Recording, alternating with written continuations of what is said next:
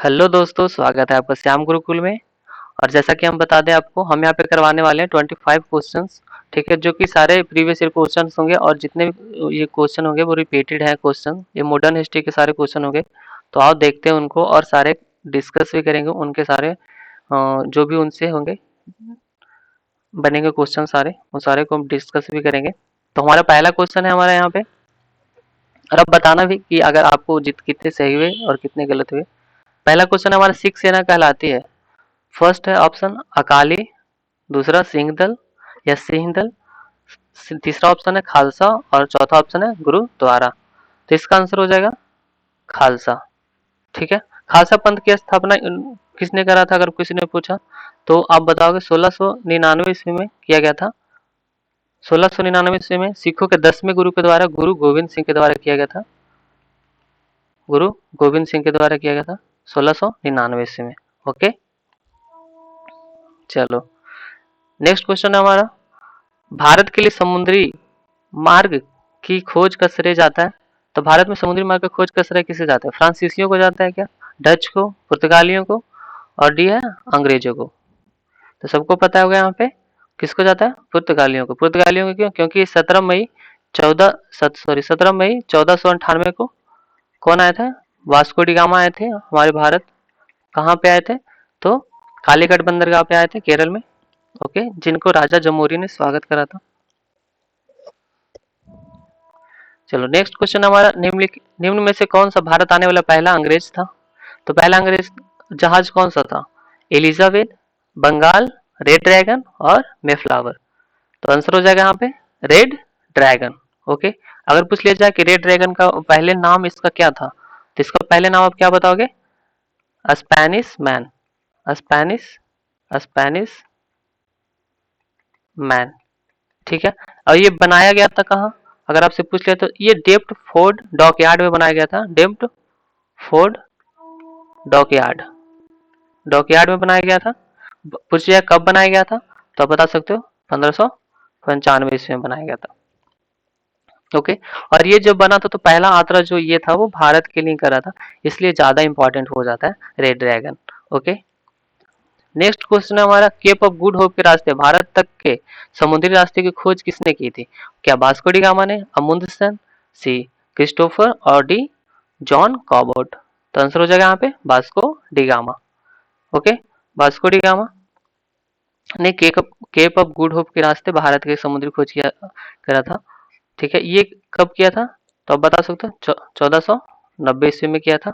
Okay, जिसके रास्ते ही आया था वो कालीकट बंदरगाह पे 1498 में।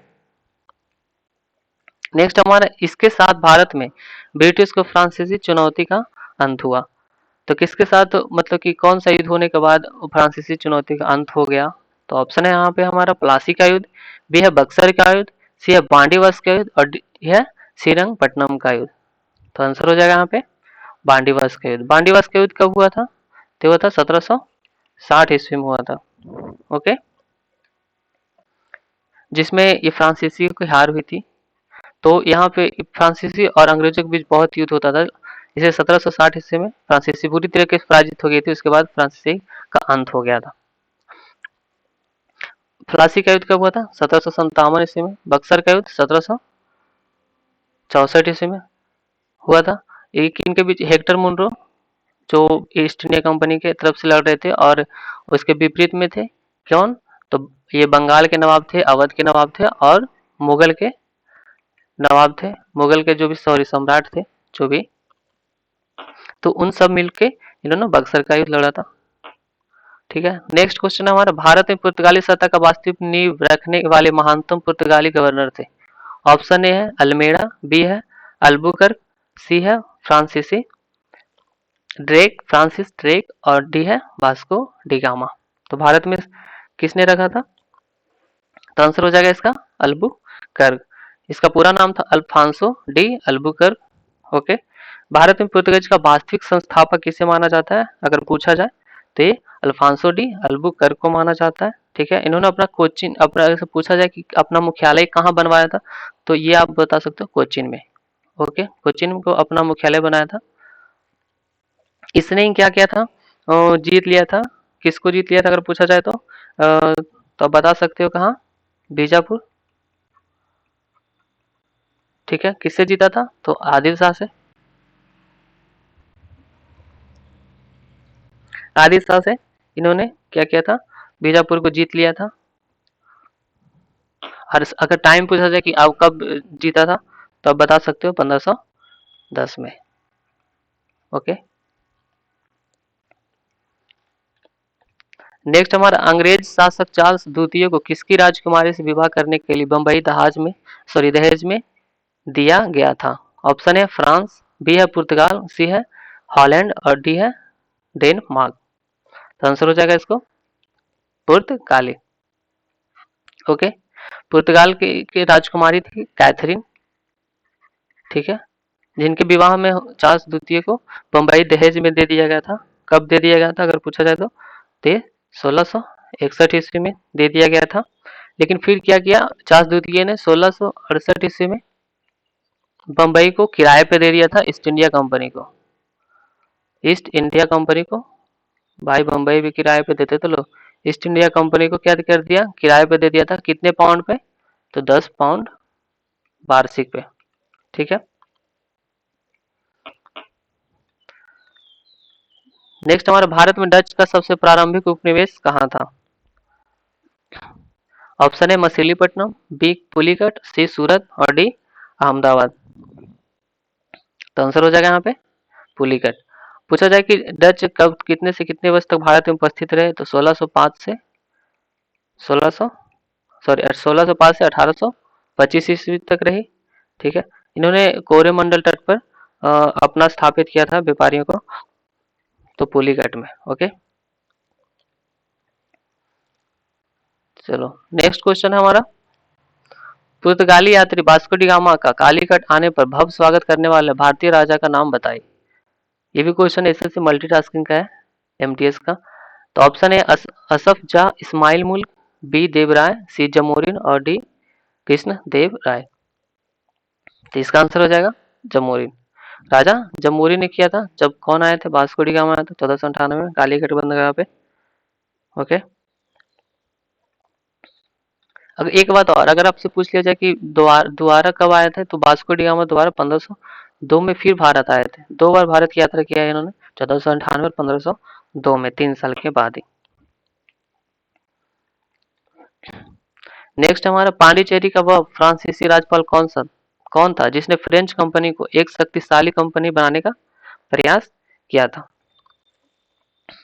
तो ऑप्शन ए है थॉमस आर्थर, कॉमोड द लैली, गॉडे हुई, सी लॉ बुरदोने और डी जोसेफ फ्रांसवा डुप्ले। तो आंसर हो जाएगा इसका डुप्ले। ठीक है, ऑप्शन आपको जोसेफ फ्रांसवा डुप्ले याद रखने की जरूरत नहीं है, डुप्ले आप याद करके रख सकते हो, कोई दिक्कत नहीं है यहाँ पे।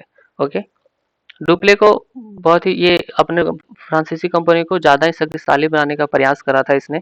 ठीक है, लेकिन बेचारे की हरकतों की वजह से इसे जबरदस्ती 1754 ईस्वी में फ्रांस वापस इसे भेज दिया गया, जहाज पे चढ़ा करके, विवश करके। ठीक है, तो बहुत ही बेइज्जती हुई थी इसकी, तो इसको 1754 ईस्वी में जबरदस्ती वापस भेज दिया गया। नेक्स्ट है, जिस समय 1761 में पानीपत की तीसरी लड़ाई में अहमद शाह अब्दाली ने मराठों को हराया, उस समय दिल्ली का शासक कौन था? ऑप्शन ए है आलमगीर द्वितीय, बी है मोहम्मद शाह, सी है जहांदार शाह और डी है शाह आलम द्वितीय। तो आंसर हो जाएगा इसका शाह आलम द्वितीय। शाह आलम द्वितीय जो थे वो मुगल सम्राट के पद पे आसीन थे उस वक्त 1761 में जो पानीपत का युद्ध हुआ था। ठीक है, इनका पहले का नाम था अली गौहर। ठीक है, अली गौहर। इनका शासन काल अगर हम बता दें तो 1760 से बस 1806 तक चला था। ओके, नेक्स्ट हमारा कौन से पुर्तगाली नेता ने ब्लू वाटर पॉलिसी शुरू की थी? ऑप्शन ए है फ्रांसिस्को डी अल्मोड़ा, बी है अल्फांसो डी अल्बुकर, सी है फ्रांसीसी कैरिन और डी है मार्टिन फ्रांसिस मार्टिन। तो आंसर हो जाएगा इसका Francisco de Almora, option number A. Okay, Francisco de Almora ने ब्लू वाटर पॉलिसी की शुरुआत की थी। पुर्तगालियों ने तो वैसे मैं बता दूं एक बात, पुर्तगालियों ने कभी भी ये किला बनाने या किला निर्माण में कभी ध्यान नहीं दिया। उन्होंने समुद्री क्षेत्र पे ही अपनी स्थिति मजबूत करने की कोशिश की जहां तक, और करा भी। इसलिए उन्होंने ब्लू वाटर पॉलिसी क्या थी अगर मैं आपको बता दूं तो, हिंद महासागर अरब महासागर में आपको एक शक्ति प्रदान दिया जाता था, तो ये होता था blue water policy. Okay, next हमारा मुर्शिद कुली खां, अली बर्दी खान और सिराजुद्दौला कहाँ के नवाब थे? ऑप्शन ए लखनऊ, बी है वाराणसी, सी है हैदराबाद और डी है बंगाल। तो आंसर हो जाएगा बंगाल। बंगाल के नवाब थे मुर्शिद कुली खां, अली बर्दी खां और सिराजुद्दौला। मुर्शिद कुली खां कब से कब तक रहते थे? 1717 से 1772 तक। अली बर्दी खां 1740 से 1756 और सिराजुद्दौला अगर बताया जाए तो 1756 से 2 जून 1757 ईस्वी तक। ओके, इसके मतलब अब अगर बंगाल के अंतिम नवाब पूछा जाए तो कौन थे? स्वतंत्र बंगाल के अंतिम नवाब तो ये थे सिराजुद्दौला ही थे। ठीक है, स्वतंत्र बंगाल के अंतिम नवाब थे, इन्हीं को माना जाता है।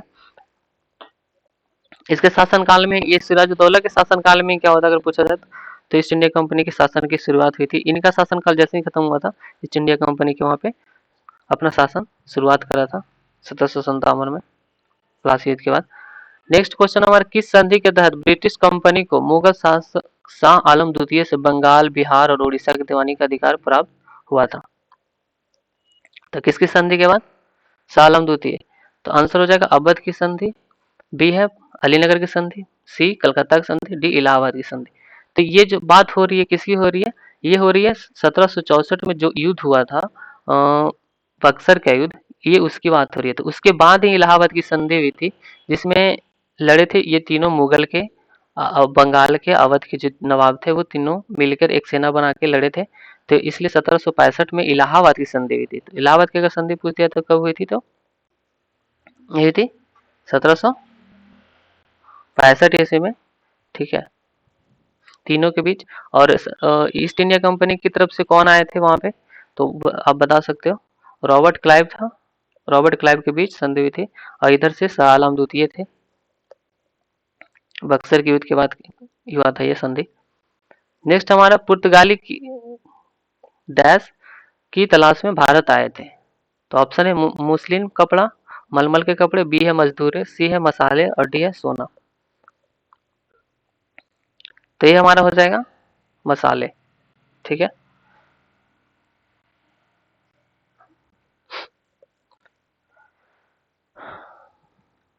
नेक्स्ट हमारा, 1857 के विरुद्ध कौन विद्रोह के दौरान बहादुर शाह ने किसे साहब ए आलम बहादुर का खिताब दिया था? तो ऑप्शन ए है नाना साहब, बी है बिरजिस कादिर, सी है वक्त खान और डी है तात्या टोपे। तो आंसर हो जाएगा यहाँ पे इसका वक्त खान। ठीक है, 1857 क्रांति के दौरान तत्कालीन जो मुगल सम्राट थे वो बहादुर शाह जफर थे। ठीक है, जो उस वक्त अगर पूछा जाए कि किसने दिया था वक्त खान को, तो शाह आलम बहादुर का खिताब तो बहादुर शाह जफर ने दिया था 1857 के समय। नेक्स्ट हमारा, बंगाल में द्वैत शासन तंत्र की शुरुआत किसने की थी? ऑप्शन है रॉबर्ट क्लाइव, बी है वारेन हेस्टिंग, सी है लॉर्ड विलेजली और डी है जॉन एडम्स। तो आंसर हो जाएगा यहाँ पे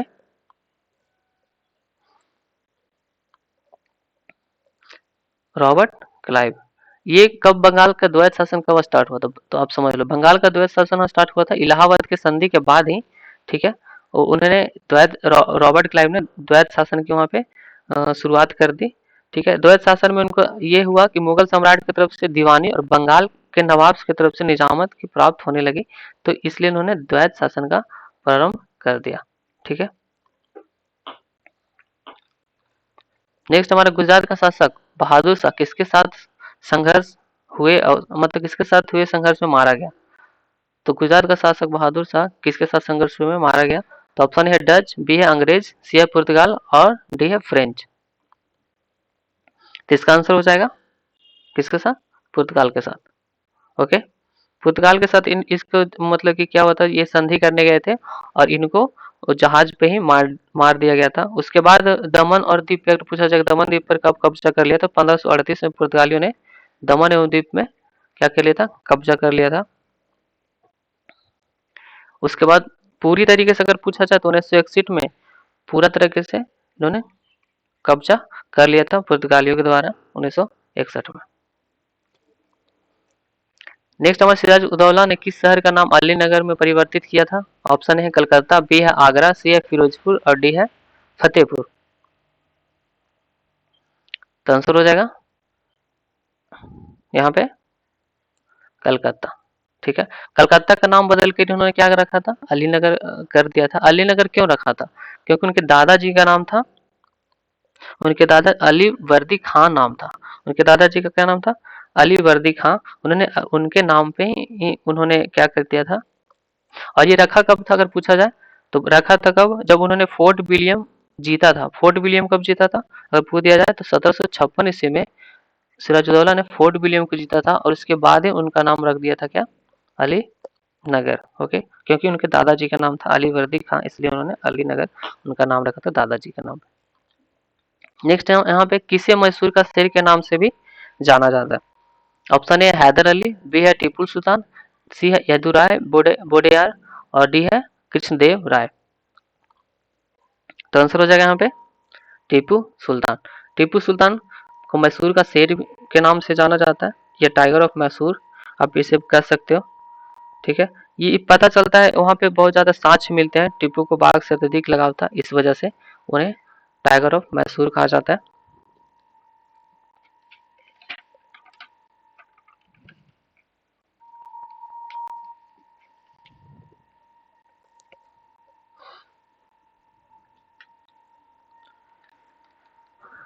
नेक्स्ट हमारा टीपू सुल्तान का पिता कौन था? मीर कासिम, मीर जाफर, हैदर अली, शाह आलम। तो टीपू सुल्तान का यहाँ पे अगर पूछा जाए तो पिता कौन था, तो आंसर हो जाएगा हैदर अली। हैदर अली का जन्म कब हुआ था? 1727 ईस्वी में हुआ था। उनके पिता का नाम था मोहम्मद मैसूर। इनके पिता का नाम था मोहम्मद मोहम्मद फतेह मोहम्मद नाम था।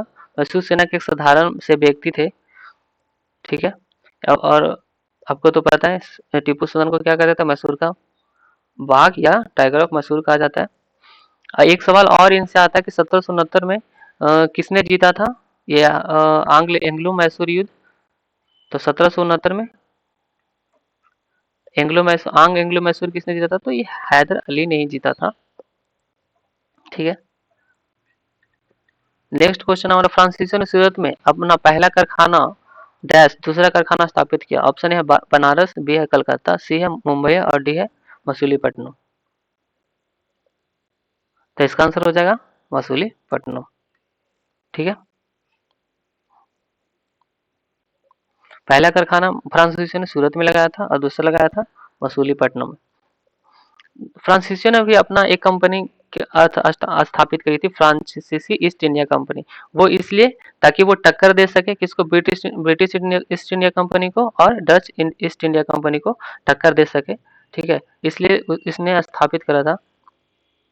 इसका ज्यादा स्थापित करने का योजना जो था वो कोलवर्ट था। कोलवर्ट कौन थे? तो लुईस 14वें की मंत्री थे, लुईस 14वें। ठीक है, उन्होंने इसको आज्ञा प्रदान करा था। नेक्स्ट है हमारा फ्रेंच ईस्ट इंडिया कंपनी ने पांडिचेरी किससे प्राप्त किया? पुर्तगालियों से, गोलकुंडा के शासक से, बीजापुर के सुल्तान से और डी है डचों से छीनकर। तो आंसर हो जाएगा बीजापुर के सुल्तान से। तो पांडिचेरी किसके स्थापना? तो 1673 ईस्वी बीजापुर के जो सुल्तान थे उनके साथ समझौता हुआ, जिसे अब पुडुचेरी कहा जाता है। ठीक है, नेक्स्ट क्वेश्चन हमारा भारत में फ्रांसीसी उपनिवेश की राजधानी क्या थी? ऑप्शन ए है हमारा कोचीन, बी है पुडुचेरी और सी है कालीकट और डी है गोवा। तो इसका आंसर हो जाएगा पुडुचेरी। ओके, नेक्स्ट हमारा निम्नलिखित में से किस स्थान पर वाडियार राजवंश का शासन था? ऑप्शन है मैसूर, बी है गुवाहाटी, सी है जबलपुर और डी है पटना। तो आंसर हो जाएगा इसका मैसूर। ओके, तो ये था हमारा आज का लास्ट क्वेश्चन। आई होप आपको अच्छा लगा हो। ठीक है, अगर इन्फॉर्मेटिव क्वेश्चन लगे हो तो आप इसे शेयर जरूर करें, और इस सारे जो थे प्रीवियस ईयर क्वेश्चन होते हैं तो आप इसे जरूर देखें। जितने भी प्रीवियस क्वेश्चन होगा वो मैं सारे डिस्कस करने की कोशिश करूंगा। ओके, मिलते हैं फिर नए वीडियो के साथ, तब तक के लिए बाय बाय, टेक केयर।